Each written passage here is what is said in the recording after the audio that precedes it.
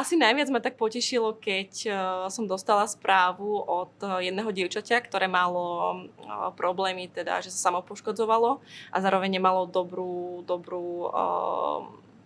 nejaké to dobré rodinné zázemie a napísalo mi raz správu, teda, že ďakuje nám za našu prácu, v podstate aj s druhým krokom a ukázali sme jej cestu v podstate, ako sa dostať z tohto všetkého von.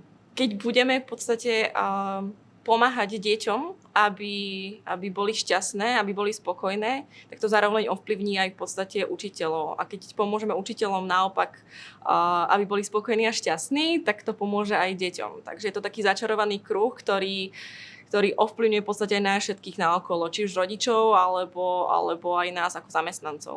Nakoľko to ovplyvňuje nielen teda naše životy v pracovnej sfére, aj rodinnej, ale vo všeobecnosti nás to posúva ďalej.